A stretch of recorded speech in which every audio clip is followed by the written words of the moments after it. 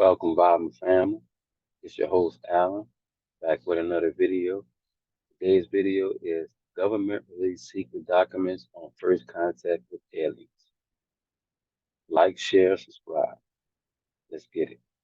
2021, the U.S. government made a sensational announcement that stirred up the entire world. They claimed to have no explanation for dozens of flying objects recorded by military pilots. Thus, the Pentagon and NASA practically recognized the possibility that these objects may be unidentified aerial phenomena that are not of terrestrial origin. Intelligence fears that potential rivals could thus gather information about the inhabitants of our planet, and then it could pose a threat to Earth's security. This information blindsides even the most ardent skeptics who previously ridiculed ufology. After all, what if this hypothesis is true and extraterrestrial visitors could come to us at any minute? What are the purposes for which they might arrive on Earth? And how exactly can an interaction with another civilization take place? Does mankind have a plan of action for such an event? And what is it? Of course, we've heard various statements about contact between heads of state and aliens since the Cold War times, but all these theories are rather of a conspiracy nature. However, recently, such loud statements from high-ranking people have appeared in the information space every now and then. Thus, in an interview with the Israeli newspaper Yediot Aharonot, the former head of the Space Security Program of Israel, three-time Israel Security Award winner, 87-year-old Professor Chaim Eshed, said that alien civilizations and the U.S. government have entered into a cooperation agreement. The agreement allegedly refers to the creation of a joint base under the surface of Mars. Eshed noted that the U.S. leadership intended to disclose information about the negotiations with the Galactic Federation, but the aliens did not let this happen because they don't want mass hysteria on Earth. Of course, this information raises doubts about the applicant's adequacy, and space technologies do not allow people to get to Mars yet, let alone live and work on another planet. However, in favor of the version that the high and mighties are actively preparing for contact with alien species says the fact that in November, the University of St. Andrews in Scotland announced the creation of a new research center. Its base brings together the brightest minds to prepare humanity for the day when we can make first contact with an intelligent extraterrestrial civilization. There, experts will develop a unified way of responding to aliens in case they contact us or vice versa.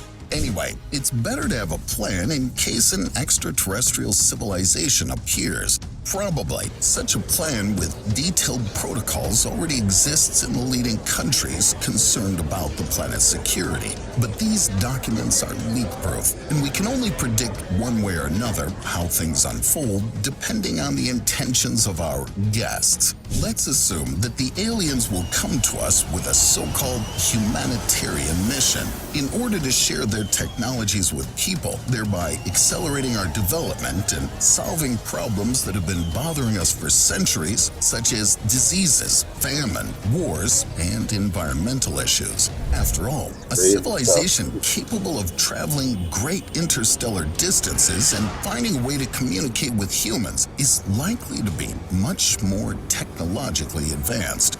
But what if aliens want to catch hold of our planet? It begs the question, what will they do to humanity?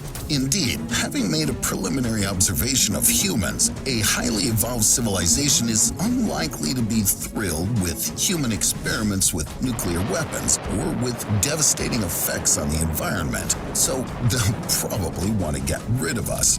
Will it be an invasion in our usual sense of warfare that we're used to seeing in movies and books on the subject? Well, let's say aliens decide to use weapons to destroy humans. Aircraft approaching our orbit destroy space stations and satellites, mistaking them for possible defense means. At this time, Earth understands the aggressive intentions of the invaders. An alien invasion plan comes into play.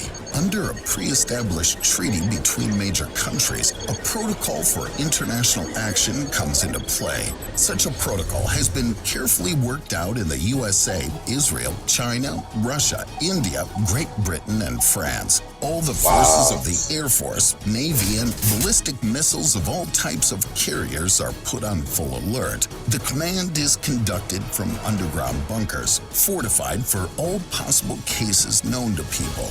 Enemy spaceships are preparing to attack. It's unknown what kind of weapons are available to the aliens. The protocols involve enemies using EMP weapons, laser weapons, and kinetic strikes. The aliens are striking from orbit, causing serious damage to Earth. Military bases are smashed, and there are tens of thousands of human casualties. An entire continent has been de-energized by an electromagnetic pulse. However, the resistance goes on thanks to reliable anti-nuclear bunkers and military equipment. Aliens may be limited in resources because of the complexity and high cost of transporting them in interstellar space, and this can help humanity to survive. Combat aircraft are separated from the spaceships and sent into the atmosphere, becoming a target for all combat power and air defense systems from Earth. Ground-based interceptors shoot at alien warships. F-16, F-22, and F-35 fighters with heat-seeking missiles are attacking. Some of the spaceships are hit on entering the atmosphere, but those that manage to break through move too fast and attack Earth's aviation and air defense, destroying them in just a few minutes. After the aliens gain supremacy in the air, only a few days remain for the armed confrontation with Earth. The enormous gap in technological development leaves us little chance for survival. Numerous alien troops land and tanks fight against them, but the aliens win with their weapons. Of course, the plan probably calls for guerrilla warfare by the remaining military units, attacking the aliens and their supply bases for years. Some probability of success for mankind is still there, provided that humans manage to save at least a tenth of the planet's population. Guerrilla resistance will consistently exterminate the aliens, and the arrival of new enemy forces will be complicated by a too long flight. Alas, there are too many conditions for a favorable outcome. In addition to such a familiar scenario for our understanding, there are also theories about how other civilizations could destroy us. According to Stephen Hawking, bacterial life forms of extraterrestrial origin could become a much more dangerous type of weapon. They could bring violent pandemics that would wipe out humans completely. In addition to bacteria, another option is possible. Earthlings are expected to meet with controlled extraterrestrial equipment, not the aliens themselves, which will allow the remote disposal of humans. Everything will depend on the level of development of the invaders. In any case, such contacts are unlikely to make us happy. However, it may not be so depressing. We measure these grim war scenarios for humanity by our own measure, imposing invasive and violent ideas on beings in the universe, and they fruitfully conduct their foreign relations without thinking of war. It's also possible that more advanced civilizations are paying close attention to Earthlings concerned about our nuclear energy experiments. Astronaut Edgar D. Mitchell also stated this not so long ago. He claims that his experience in the U.S. Air Force and NASA allowed him to get acquainted with people who told him the same story. UFOs were closely watching humanity, especially its nuclear weapons. His opinion is that their aim was to prevent a nuclear war between the United States and the Soviet Union. This theory is also supported by numerous statements over the years by nuclear facility safety specialists and nuclear missile launch and maintenance personnel. They claim to have seen UFOs over nuclear facilities and even shut down nuclear missiles. The military, which investigated these facts, commented on these episodes as follows. These were indeed unidentified flying objects, but whether they were of alien origin is unknown. One can only guess what a meeting with alien representatives will bring us: the unprecedented prosperity of civilization or its crushing destruction. Let's hope that alien species are not on an aggressive mission to take over other planets, but merely to observe the development of their neighbors. And perhaps Dr. Ashed is right in his interpretation of the aliens' opinion that humanity should develop itself, go into space itself, and understand what the universe and space flights are. Shout out to Riddle for this video. Very informative. What do y'all think about that, Bob and fam?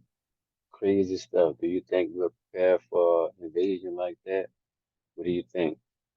Like, share, subscribe. Gone.